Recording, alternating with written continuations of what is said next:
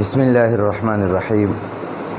نن زمونږه اسماء ظروفو کې چې کوم څونه اسماء ظروف ټول ختم شو، دا هغې ټولې څومره تفصیلات ټول بیان شو. اوس دلته کې فایده لیکلې په کتاب کې، هغې وایي چې یاره دا قبلو، بعدو، تحتو، فوقو، قدامو، خلفو، حیثو، دا حیثو دی، قطو، عوضو، دا هلته کې کتاب کې ورکړي دي.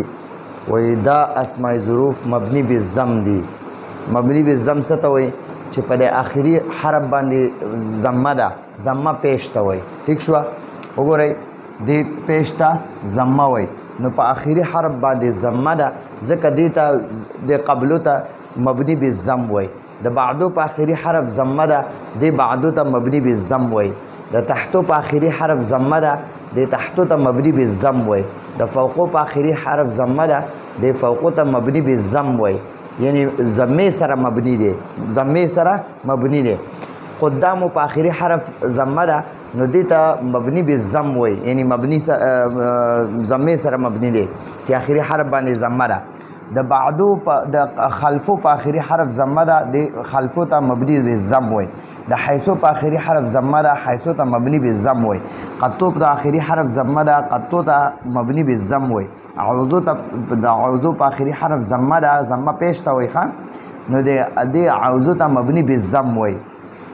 دا اسماء ظروف مبني بالضم یعنی په آخري حرف باندې ضمه وي او مبني دي.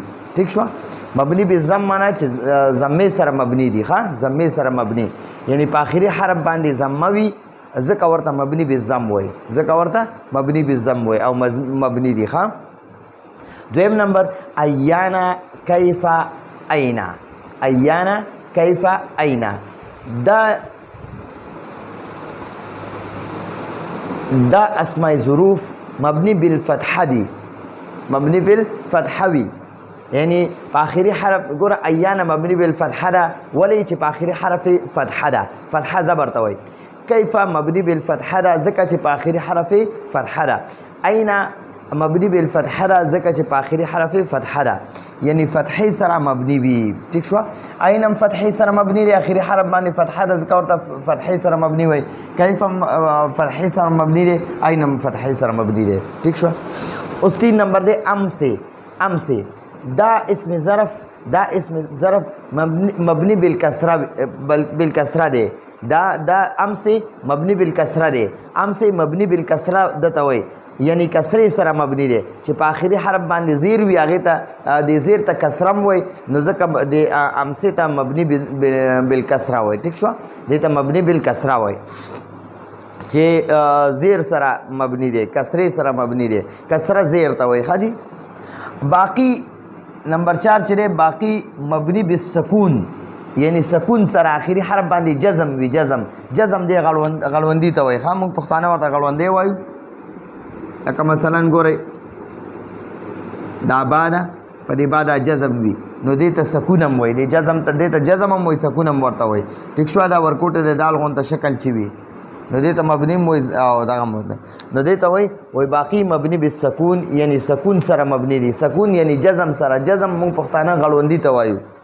لکه اذ، وګوره دا اذ چې دی مبني بالسکون دی، ځکه چې پر آخري ذال باندې سکون دی. ټیک شوه؟ جزم دی، موږ ورته جزم هم ورته وایو، سکون هم ورته وایو. ټیک شوه؟ او دغه مز چې دی، مز دا مبني بالسکون دی. سکون سره مبني دی، یعنی جزم سره آخري حرف باندې جزم دی، نو دې ته مبني بالسکون وایي. ټیک شو جي؟